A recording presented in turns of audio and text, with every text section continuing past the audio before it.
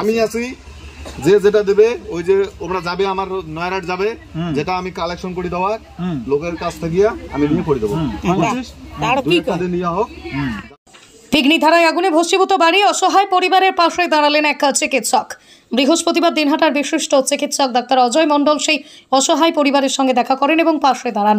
প্রসঙ্গত গতকাল বুধবার দুপুরে গোবরাছড়া নয়ারহাট গ্রাম পঞ্চায়েতের পিকনিধারা এলাকায় নূর জামাল মিয়ার বাড়িতে ইলেকট্রিক শর্ট সার্কিট থেকে আগুন লাগে এবং তার পুরো বাড়ি ভস্মীভূত হয়ে যায়।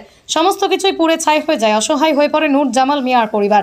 আজ সেই অসহায় পরিবারের সঙ্গে দেখা করে তাদের পাশে দাঁড়ালেন দিনহাটার বিশিষ্ট চিকিৎসক ডাক্তার অজয় মণ্ডল। তিনি বলেন, আগামীতে ওই পরিবারের পাশে থাকবেন। এ বিষয়ে ব্লক প্রশাসন জানিয়েছে, বিষয়টি খোঁজ নিয়ে অসহায় পরিবারকে সাহায্য করা হবে। পাশে যে চেম্বারটা মানে আপনি আজকে যদি যেতে পারেন যাবেন সন্ধ্যাবেলা নিয়ে যেহেতু আমি একটা খাবার দাবারের ব্যবস্থা করে দেবো। হ্যাঁ, রান্না বান্না জানা লাগবে, আমার চাল ডাল তেল নুন ডিম জানা লাগবে। আমি 1 মাসের খাবারের ব্যবস্থা করে দেবো। আর বাড়ির জন্য যেটুকু মোটামুটি তিল লাগবে তো তিল আমি 1 জন তিলের ব্যবস্থা করে দেবো। আর বাড়িটা ক্ষতি আমি দিয়ে দেবো, মানে আমার থেকে দেবো আমি, আমার তো বেশি সামর্থ্য নয়। হ্যাঁ, আপনি আমার চেম্বারে আসবেন, আপনারা খাওয়ার ব্যবস্থা দেওয়া হোক। হ্যাঁ, 1 মাসের যা যা খাবার লাগবে এখন আসবেন। মানে 2 জনে আছে না? হ্যাঁ, আজকে যাবে স্যার? আমি সন্ধ্যাবেলা পাঠিয়ে দাও।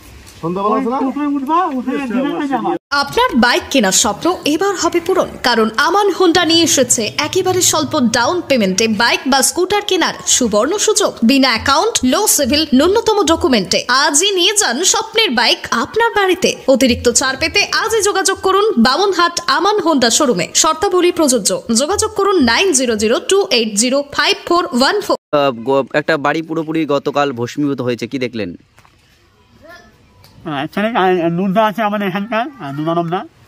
কালকে আমাকে ফোন করেছিল যে এখানে একটা বাড়ি পড়ে গেছে। আচ্ছা আমি এলাম, দেখলাম যে পুরোপুরি। কী নাম বাবা আপনার? সালেক মিয়া। ওই সালেক মিয়া বাবুর বাড়ি মোটামুটি আগুনে পড়ে গেছে, দেখলাম কিছুই নাই। তোমার টাকা পয়সা, জামা কাপড়, খাবার দাবার কিছুই নাই। ইনি এক কাপড়ে শুধু লুঙ্গি আর গেঞ্জি পরে আছেন।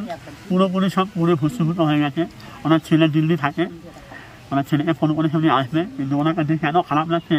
কন্টিনিউ মানে কান্নাকাটি করেই যাচ্ছেন। স্বাভাবিক, একটা বাড়ি পুরো পড়ে গেছে তো উনি তো কষ্ট পাবেন। এদের মানে এরা হতদরিদ্র পরিবার, মানুষের বাড়ি কাজ করে এদের জীবিকা নির্বাহ চলে। কীভাবে এরা আমার স্বাভাবিক জীবনে ফিরবে সেটাই ভাবছে উনি। তা আমি এসেছিলাম, আজকে সব দেখলাম। দেখার পরে ওনাদের পাশে আমার সামর্থ্য মতো থাকার চেষ্টা করছি আমি। ওদের 1 মাসের খাবার এবং বাড়ি তৈরির জন্য যে জিনিসপত্র লাগবে তার কিছুটা দেওয়ার চেষ্টা করবো আমি।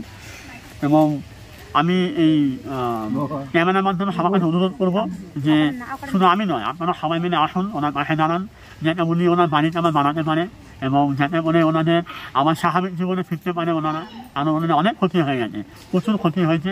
সে ক্ষতিটা মেকআপ করা যাবে না, মানে একজনের পক্ষে সম্ভব নয়। সবাই মিলে এলে সবাই যদি অল্প অল্প করে দেয় তাহলে ওনার বাড়িতে আমার আগের মতো হবে। এবং এটাই আপনার এখানে বলার, আপনারা এনার পাশে দাঁড়ান এবং পাশে দাঁড়িয়ে ওনার বাড়িটা তৈরি করতে সাহায্য করুন এবং ওদের যাতে আগামী দিনে খাওয়া দাওয়া বলুন, পোশাক পরিচ্ছদ বলুন বা ওনার আর্থিক সাহায্য বলুন, সব দিক আপনারা পাশে থাকতে পারেন।